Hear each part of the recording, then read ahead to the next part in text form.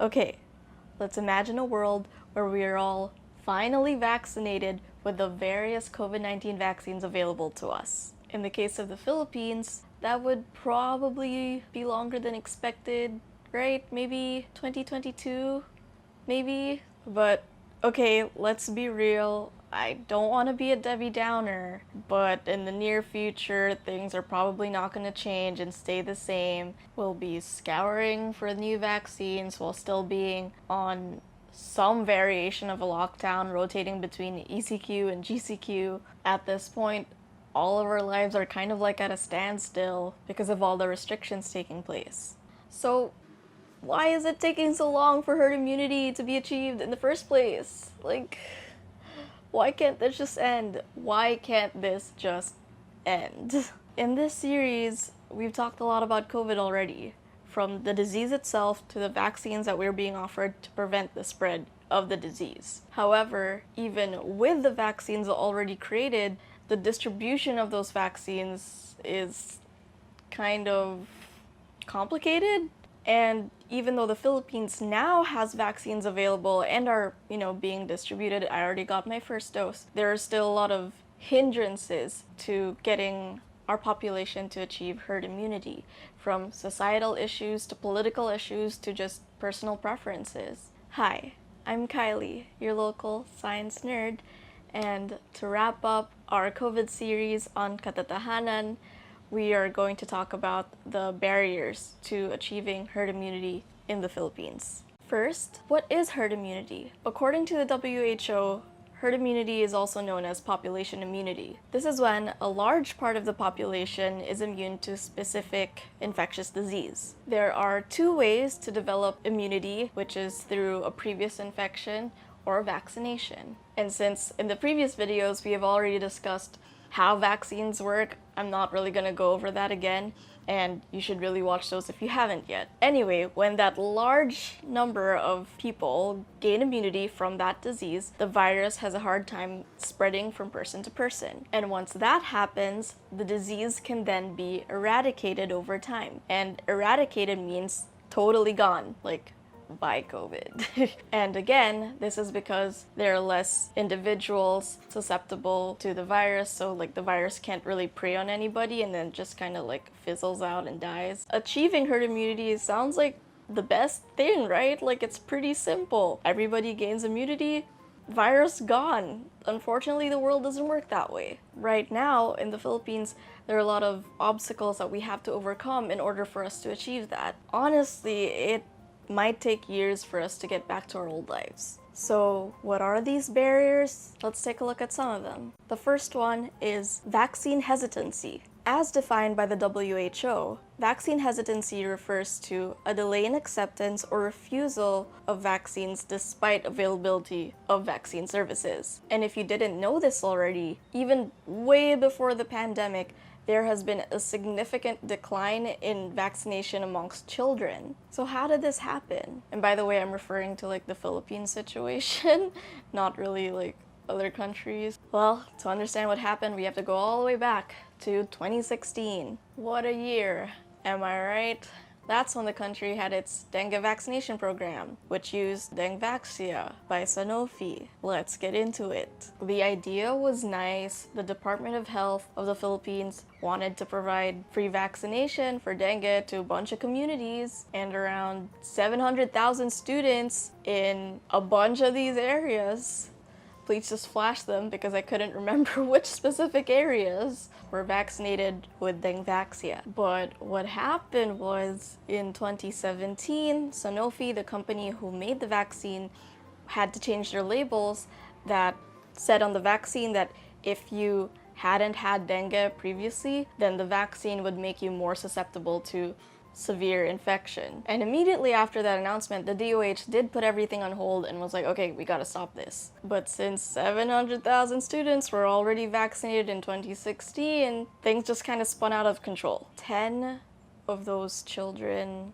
died, and 3 of those were confirmed to be linked to the vaccine. And obviously, their parents had the sentiment that they were victimized by the vaccine. And I'm not sure if there was really like a concrete solution or aid provided by the government, but it kind of seemed like from the news that they were just blaming each other for what happened and nobody was really taking accountability. And so after that incident, the public's confidence in vaccines went from 93% to 32%. It was so bad that even non-dengue vaccines, like, people just weren't vaccinating their kids. And we can't really blame them for that because what kind of freaking government makes that error? Like, but fast forward to present times, the trauma from that incident is still pretty fresh, and now there's a pandemic that we have to deal with, and the only way to really deal with it is through vaccination, and people are kind of like,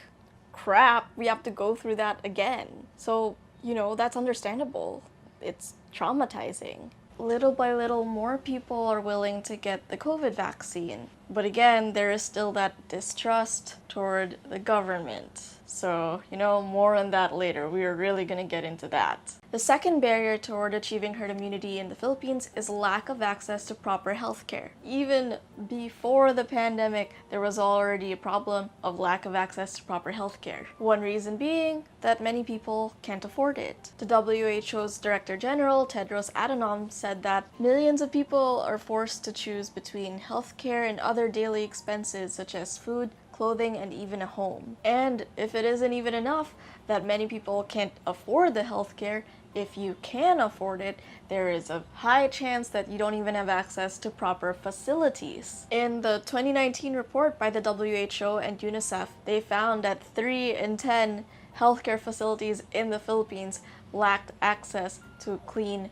toilets. 23% didn't have any clean toilets, and 4% didn't have toilets at all. In addition to that, they found that many countries around the world, including the Philippines, do not practice proper sanitation and proper waste disposal in healthcare facilities. This is highly concerning. It's a hospital full of sick patients, and if there's no proper sanitation, it's a no-brainer. What kind of bad things could happen? What kind of spreading of whatever diseases could be happening? Basically, no proper sanitation equals no proper care. Furthermore, there is a shortage of healthcare workers and PPE in the Philippines. Around 75% of cities around the country lack healthcare workers. To put a cherry on top of all of that, this article from the Journal of Public Health showed that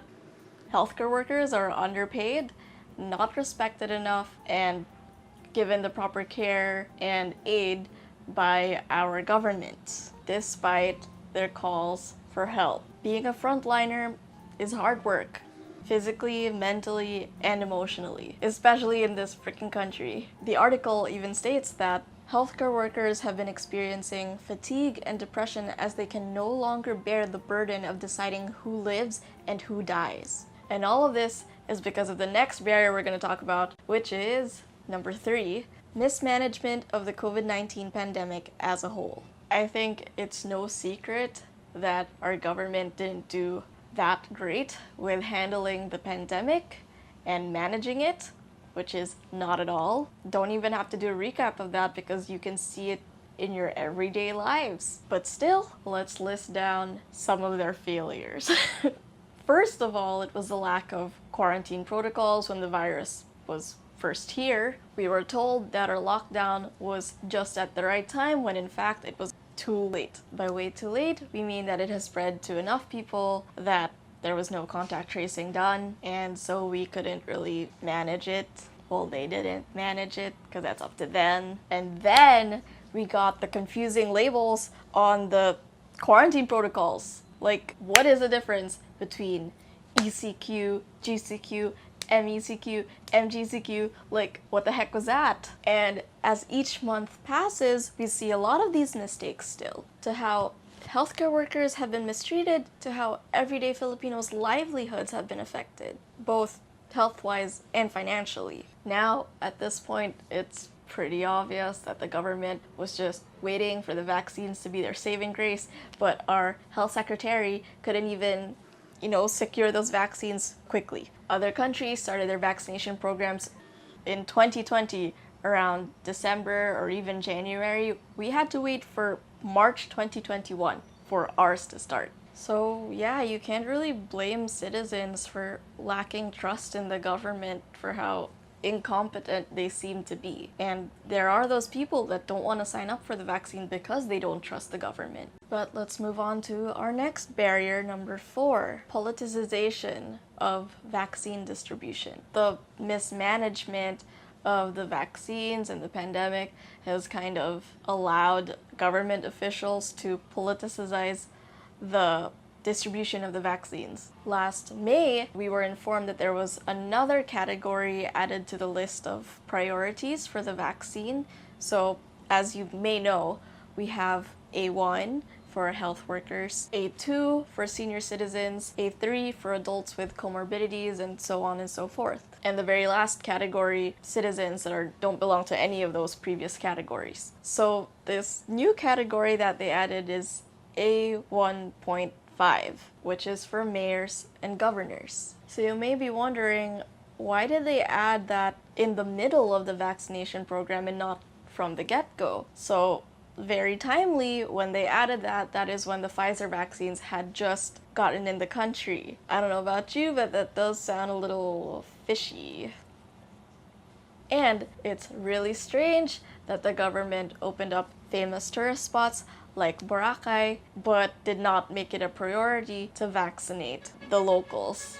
Disclaimer, what I'm about to talk about is just based on my personal experience and conversations that I've had, and not on statistics or research that I've done. But basically, after speaking with a few locals during my trip to Boracay, yes, I was forced to go on a family trip, don't cancel me for that, I found out that vaccines were not being rolled out there via LGU. So hotel staff were vaccinated because their employers had them vaccinated, so it was like a private thing and not through the LGU. So this means that a lot of the activity vendors that you interact with as a tourist, like those selling banana boat services, parasailing, jet ski, etc., they are not vaccinated, and they interact with tourists a lot. So they're almost always exposing themselves just to do their job. So in our opinion, it's just really not fair to prioritize tourist safety and vacation experience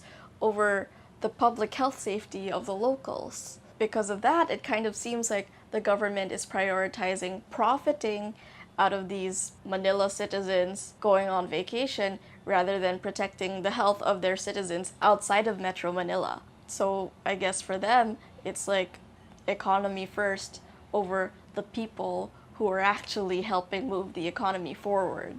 Moving on though, the next barrier that we'll be talking about is the emergence of new variants. It's normal for mutations to occur, it's just a thing that happens with viruses, it's part of their survival. Some mutations are even harmful to the virus, causing it to die out, but others help make the virus stronger. In fact, a mutation occurs with every infection. Remember that, okay? Read that again. A mutation occurs with every infection. The scariest bit about this is that when the virus mutates, it can go through this thing called selection, where it selects which traits to keep and pass on to new viruses that will then infect a new host. And those traits that are selected, or those mutations that are selected to be kept, are usually the mutations that help them survive better, and thus are like new and improved, more powerful versions of COVID. And those are then called variants. And so, knowing what we know, more people infected with the virus equals more mutations equals more variants. Thankfully, the alternate or opposite is true, where less infections equals less mutations equals less variants. So, what can we do? Of course, limit the spread of infections. And how do we do that? Work toward herd immunity. Now, here's the barrier part. Are the vaccines still effective toward new variants? Research points to yes. And the CDC is closely monitoring new mutations and variants that emerge, but it's really better that we limit the emergence of these new variants now rather than later when there are too many that we may not know how to manage some of them. So much energy is being exhausted trying to keep up with the new variants coming on because infections are still happening, especially in the Philippines where we have approximately 3,000 to 4,000 new cases every day and a total of approximately over 44,000 cases total, active cases total. So the question now is, how do we achieve herd immunity? After knowing that, there are those systems in place that are supposed to look after us, but instead are kind of failing us, it's definitely still achievable, even with those barriers in place. And I urge you to still aspire toward herd immunity and still try to do your part to work toward herd immunity so we can not only prevent the spread of this virus further, but also protect ourselves, our loved ones, the elderly, the immunocompromised, and just literally the whole country. And what we can do, what is in our power, is to get vaccinated. And not just that, still follow safety protocols, wear your masks, wash your hands, observe social distancing, and stay at home. For us to move forward from this, everybody has to do their part. And yes, government, that includes you too. Thank you so much for dropping by. That wraps up our COVID series on Kathatahanan. Please like, share, comment, and subscribe. And we'll see you in the next video.